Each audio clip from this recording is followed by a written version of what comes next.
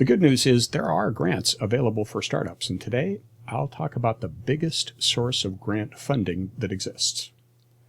Hi, I'm Steve Morris, and today I'll be talking about grants specifically for tech startups, and in particular the SBIR and the STTR programs.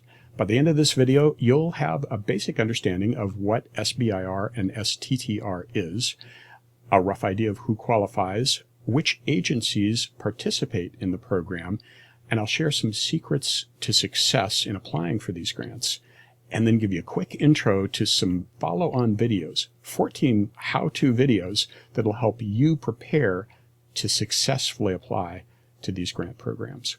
Let's start with what is SBIR-STTR? Well, first the definition. SBIR is the Small Business Innovation Research Program, and STTR is the Small Business Technology Transfer Research Program. Okay, that doesn't explain a lot. What are these programs really? Well, they are U.S. government grant programs. They give almost $3 billion a year between the two programs to small businesses.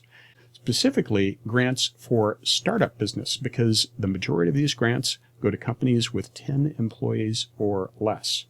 Even better, these are grants for R&D, for research and development. And that's a very good thing for a lot of tech startups because it's tough to fund R&D.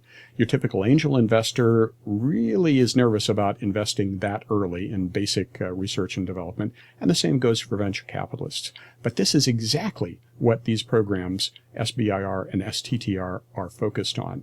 They're to help you develop early-stage technology, a technology that the government might be interested in being able to use. So, who qualifies? Well, you have to be a small business, and that is defined as 500 employees or less. But keep in mind, again, most of these grants go to companies with 10 employees or less. You have to be U.S. owned, and you have to have a technology that some part of the U.S. government is interested in. Good news is they're interested in a lot of different technologies. So how much is available in terms of dollars from these programs? Well, quite a bit.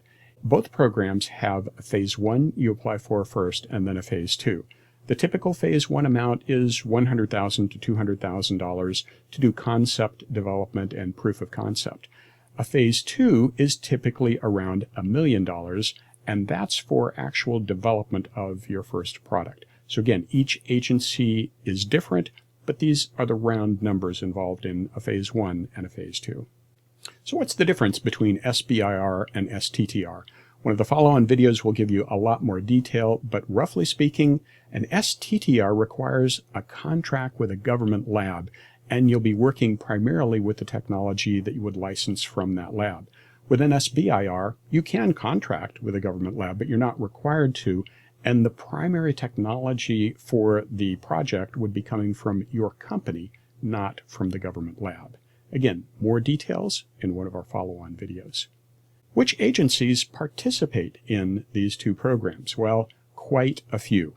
Shown in blue are the ones that do only an SBIR program, and in red are the agencies that do both SBIR and STTR programs. And it's quite a list.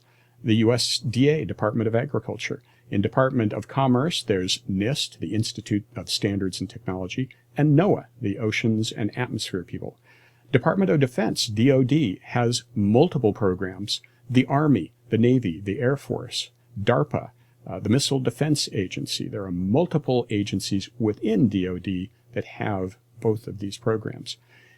Education Department, Department of Energy, DOE, HHS, the Health and Human Services Department, DHS, the Department of Homeland Security, DOT, Department of Transportation, EPA, the Environmental Protection Agency, and of course NASA, and last but not least, NSF, the National Science Foundation. So again, a lot of different agencies that provide one or both of these programs.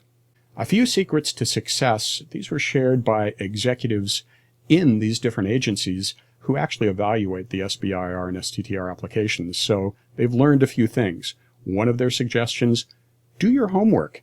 Research the different agencies, see what they're interested in, And make sure you're picking an agency that really is interested in the technology that you're developing. But don't stop there. Pick up the phone. You are encouraged to call these agencies. You can talk to the program managers. Again, these are probably people who will be participating in the evaluation of your proposal. They'll give you feedback. They'll tell you what they're interested in. They'll tell you whether or not what you're talking about seems like a good fit to what they're interested in. They may be able to point you to a different agency that might be a better fit. So give them a call. Don't be shy. Read the instructions. Surprisingly enough, a lot of the applications that come into these agencies don't provide the requested information because people just didn't read the instructions carefully. So if you do read the instructions and provide what's requested, you'll be ahead of quite a few of the other applicants and increase your odds of success. Understand the difference between agencies that use a contract model versus a grant model. Again, some agencies know very specifically what they want you to develop, and that's more the contract model. They're very specific on their deliverables. Others use more of a grant approach, where they have a more general interest and they're willing to let you define in more detail what you'll deliver.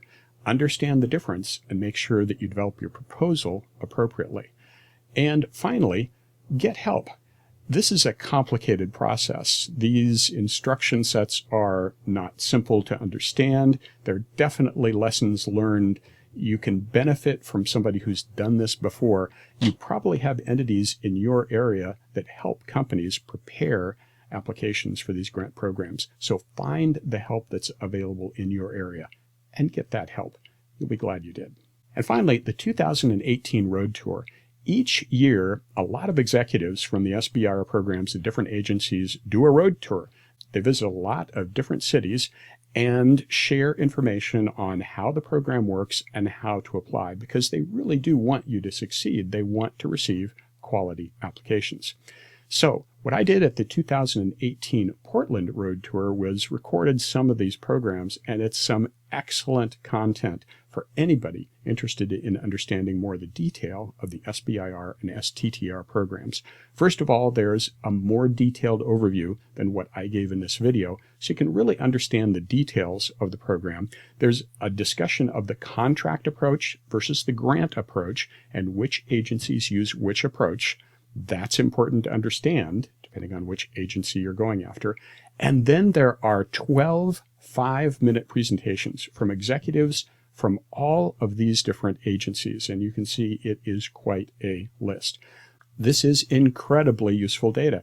Each agency is describing what they look for and how their program is unique. So there are some great pointers in all of this content for how you can succeed in developing a presentation for one or more of these different agencies. So great content to zero in on. And that's it for this presentation on grants for technology startups, SBIR and STTR. Now, I've followed this with a whole playlist of all those videos that I listed in the previous slide. We'll be rolling those out one at a time. Check them out, and it'll tell you a lot more about how these programs work. With that, if this was helpful, please click the like button below.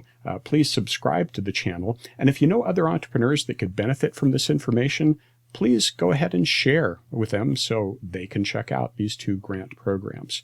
And be sure to check out the follow-on videos to get more detailed information about how these programs work and how to apply to the specific agencies that offer SBIR and STTR.